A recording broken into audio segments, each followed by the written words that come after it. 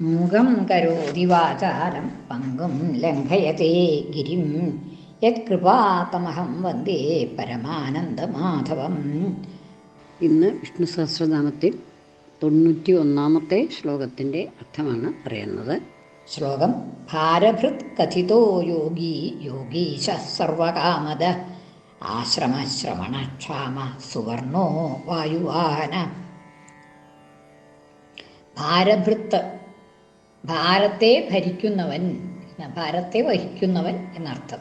അതായത് അനന്ത എന്നുള്ളതായിട്ടുള്ള രൂപത്തിൽ, ആദിശേഷൻ്റെ രൂപത്തിൽ ഭൂമിയുടെ ഭാരം മുഴുവൻ വഹിക്കുന്നു എന്നുള്ളത് കൊണ്ട് ഭാരഭൃത്ത്, അനന്തൻ എന്ന് പറയുന്നത് ഭഗവാന്റെ തന്നെ അംശം ആയിട്ട് ഉള്ള അവതാരമാണ് എന്നതുകൊണ്ട് ഭഗവാൻ തന്നെയാണ് അനന്തൻ.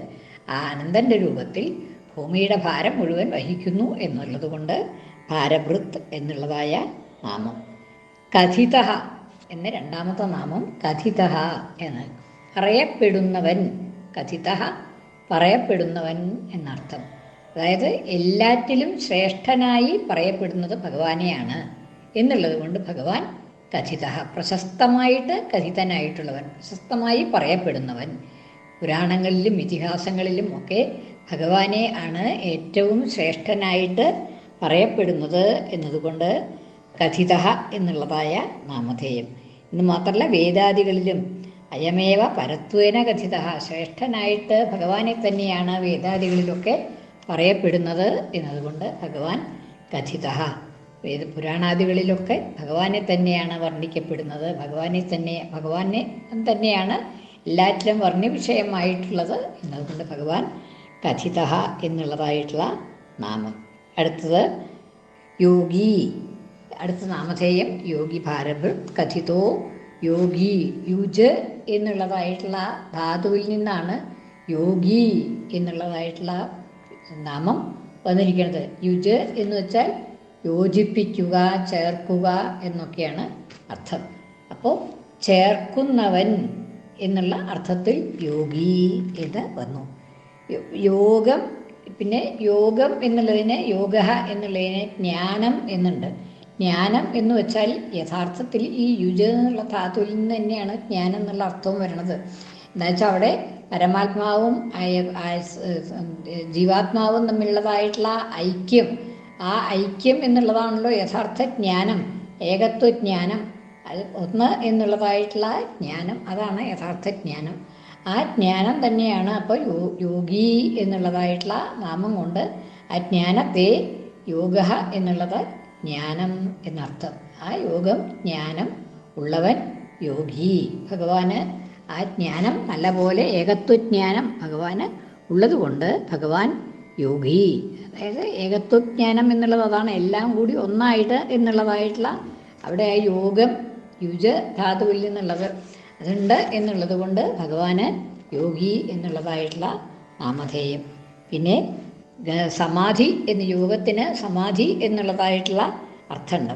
അപ്പം അങ്ങനെ സമാധിയിൽ തൻ്റെ ഭഗവാൻ ആത്മാവിൽ ആത്മാവിനെ തന്നെ കാണുന്നു, മറ്റൊന്നും ഇല്ലാതെ കണ്ട് ആത്മാവ് മാത്രമായിട്ട് ആ യോഗാവസ്ഥ ഭഗവാൻ അറിയുന്നു എന്നുള്ളത് കൊണ്ട് യോഗി എന്നുള്ളതായിട്ടുള്ള നമുക്ക് നാമധേയം ഭഗവാന് വന്നു. സമാധി, യോഗം എന്ന് വെച്ചാൽ സമാധി എന്നുള്ളതായിട്ടുള്ള അർത്ഥം. ആ സമാധിയിൽ ആത്മാവിനെ തന്നെ തിരിച്ചറിയുന്നു, ഒന്നിച്ച് ചേരുന്നു, പരമാത്മാവിൽ ചേരുന്നു എന്നുള്ളത് കൊണ്ട് യോഗി എന്ന് ഭഗവാന്റെ നാമധേയം എന്ന്.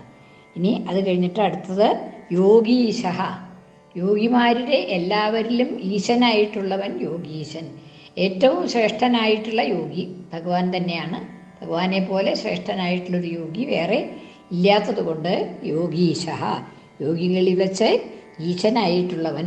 അവിടെ പറയണത് എങ്ങനെയാണെന്ന് വെച്ചാൽ, ബാക്കി യോഗികൾക്കൊക്കെ ആ യോഗം ഉണ്ടായി കഴിഞ്ഞാലും, ആ ആത്മജ്ഞാനം ഉണ്ടായി കഴിഞ്ഞാലും അവിടുന്ന് തിരിച്ചു വരവ് ഇടയിലിടയിൽ ആ സമാധിക്ക് ഭ്രംശം സംഭവിക്കും. പക്ഷെ ഭഗവാനാണെങ്കിൽ ഭഗവാന്റെ സമാധിക്ക് ഒരിക്കലും ഭ്രംശം വരുന്നില്ല എന്നുള്ളത് കൊണ്ട് ഭഗവാൻ യോഗികളുടെ ഈശനാണ് എന്ന് പറയുന്നു. യോഗീശ എന്നുള്ളതായിട്ടുള്ള നാമധേയം.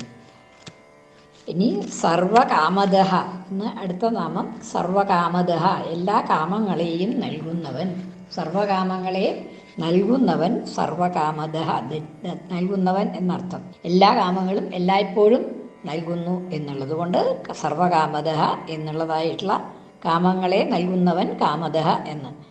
കാമാൻ ദദാതി ഇതി എന്ന്. ഈ ആശ്രമ എന്നുള്ളത് ഭഗവാന്റെ നാമധേയം എങ്ങനെയാണ് ആവണതെന്ന് വെച്ചാൽ, ആശ്രമം എന്ന് പറഞ്ഞാൽ എല്ലാവർക്കും വിശ്രമിക്കാനുള്ളതായിട്ടുള്ള സ്ഥാനം ആണ് ആശ്രമം എന്നുള്ളത്.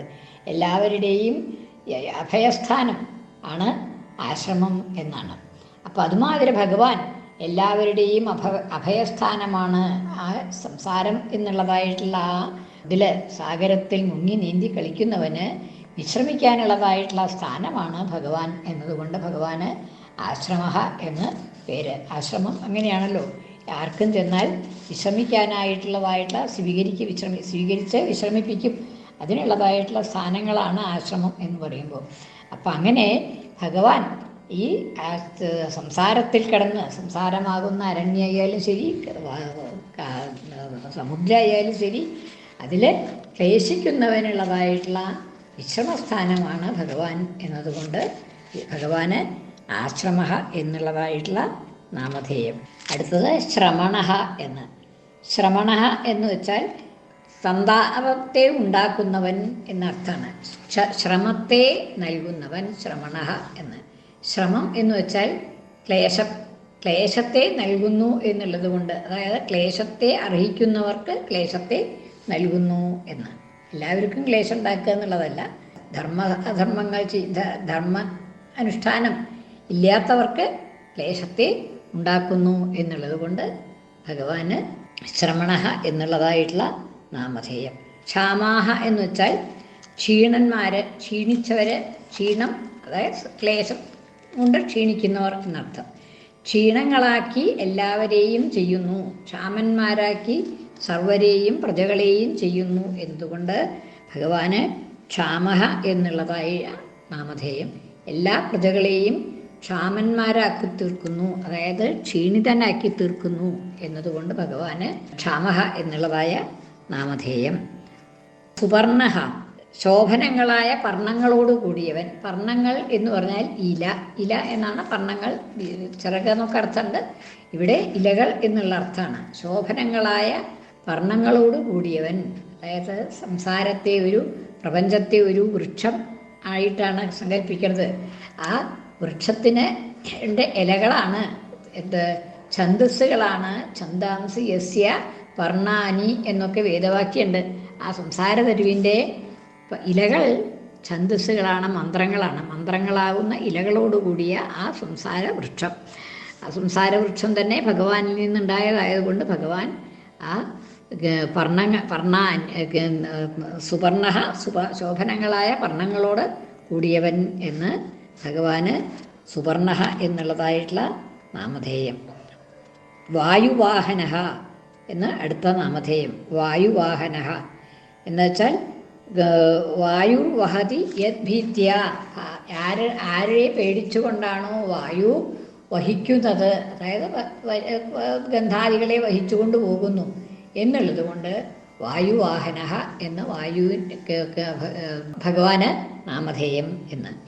വായുർവഹതി ഭൂതാനീതി സ വായു വായുവാഹന ഭീഷാസ്മാത് വാത പവതേ. ഭഗവാനെ എന്താണ് വാദം, കാറ്റ് വഹിച്ചുകൊണ്ടിരിക്കുന്നത് എന്നുള്ളതായിട്ടുള്ള ഉപനിഷത് വാക്യം അതിന് പ്രമാണമായിട്ടുണ്ട്. അത് വായുവിനെ വഹിപ്പിക്കുന്നവൻ, അതിനെ കൊണ്ട് ചലിപ്പിക്കുന്നവൻ, വായുവിനെ പോലും ചലിപ്പിക്കുന്നവൻ എന്നുള്ളതായിട്ട് അർത്ഥത്തിൽ ഭഗവാന് വായുവാഹന എന്നുള്ളതായ നാമധേയം. ധാരഭൃത് കഥിതോ യോഗീശ സർവകാമദ ആശ്രമശ്രമണക്ഷാമ സുപർണോ വായുവാഹന.